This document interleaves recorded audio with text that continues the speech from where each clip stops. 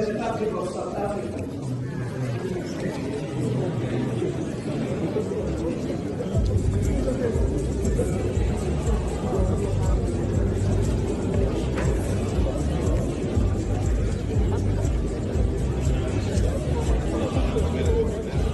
A few moments later. His Excellency Mr. Jacob Zuma